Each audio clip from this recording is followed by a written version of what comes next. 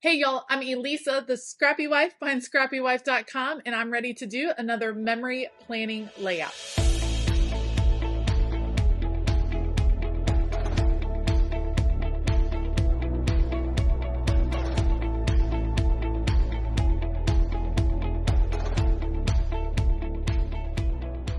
Today's plan is to use the October subscription kit from the Scrapbooking Coach. It is a great subscription kit with a ton of fun goodies, and I'm excited to kind of dig into it today. So lots of great papers. Those will be making an appearance in my layout. I have a ton of pictures, and I'm kind of ready to get going. So I will put you guys on fast forward. As always, I will link everything down below. I do have a full unboxing of this kit. It's the October kit from the Scrapbooking Coach.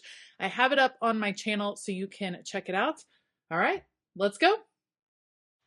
What I really love about this particular kit from the Scrapbooking Coach is that even though it has a Halloween feel, it's not completely Halloween. Like there's lots of fall elements, and because I am documenting in September, I can still use the kit, still get the fall feel, but without being too Halloween because I want to save some of those elements for when I'm documenting in October.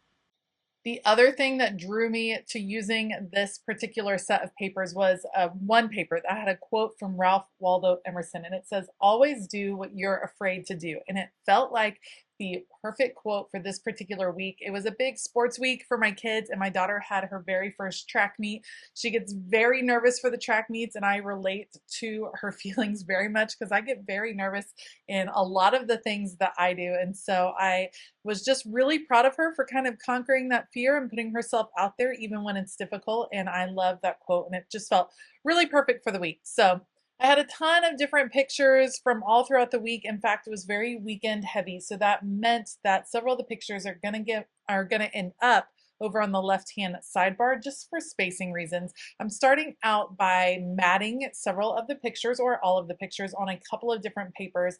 I just did one that had a blue tinge to it so that it would bring in some of the slate blue that was in the quote that I wanted to bring out. And then I always love black and white buffalo plaid. I think that is just kind of a classic pattern, and it's just peeking out ever so slightly from the photos.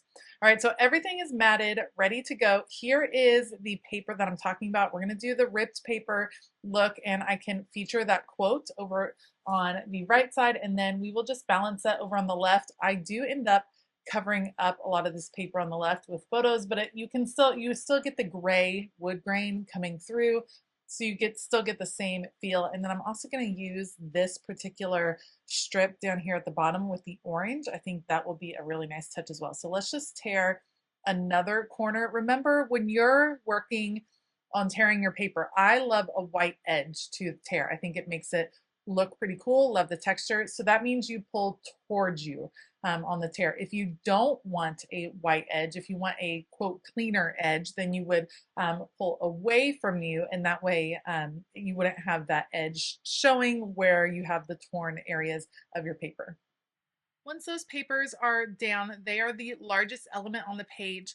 You always want to start putting the largest elements down first, and then you work smaller and smaller. If you start with too many of the details, then you're not leaving enough room for those bigger elements to make an impact. So largest elements down first. The next largest element that will be on the page would be all of the photos. So I have to create a place for all of these photos. It is a ton. Like I said, busy week. We had track meets. We had the first baseball game of the season, which was kind of a long time coming. It was my first weekend of marching band judging.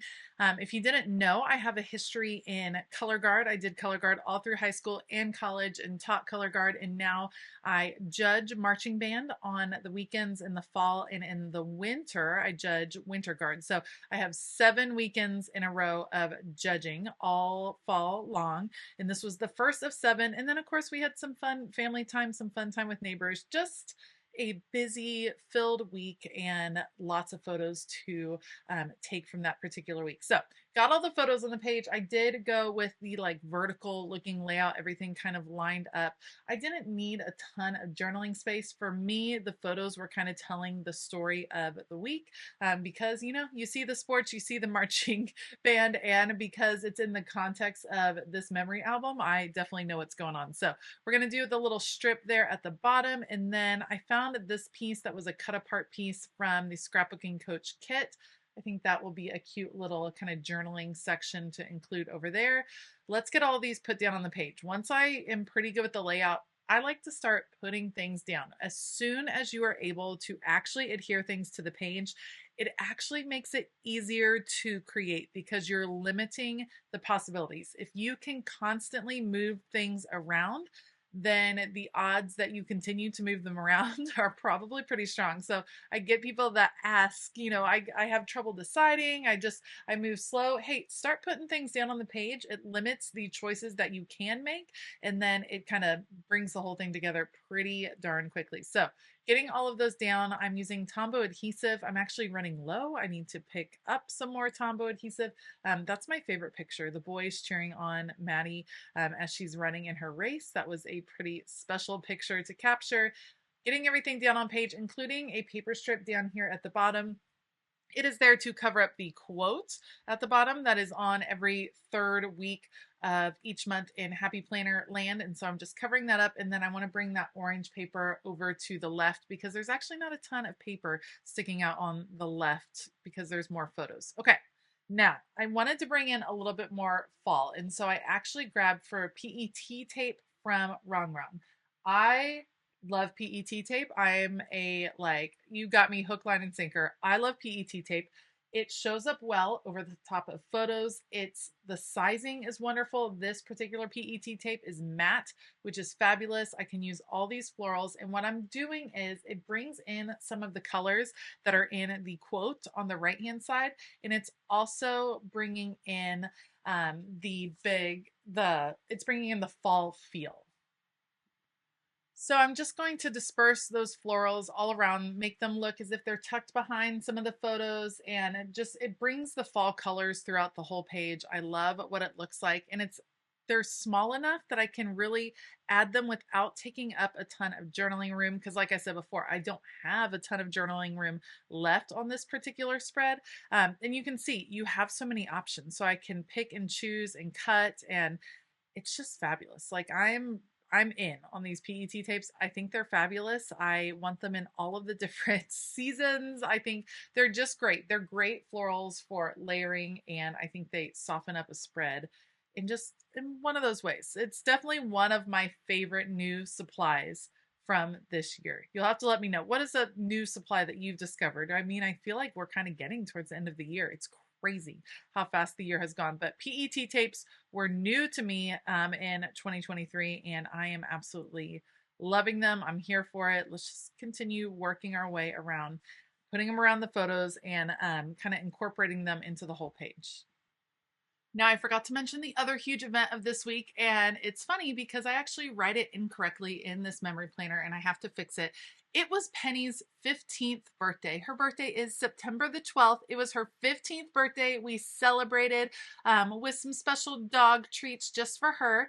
And so you're going to see me after I finish with the florals, I'm going to stamp out birthday and I label it her 12th birthday. Why did I label it her 12th birthday?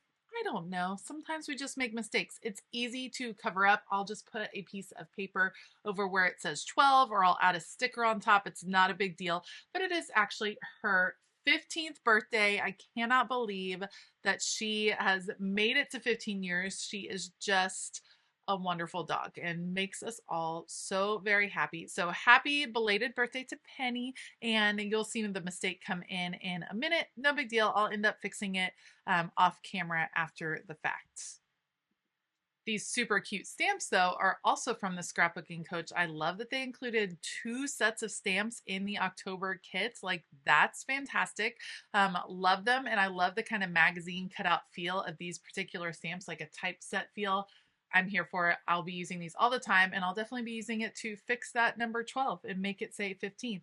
So after I finish with the incorrect stamping, I'll add lines, journaling, and that'll be it for this memory planning spread. Thank you so much for joining me. Let me know what you think of the spread down below. I love to hear from you in those comments. As always, I will link the supplies that I used in the description box below.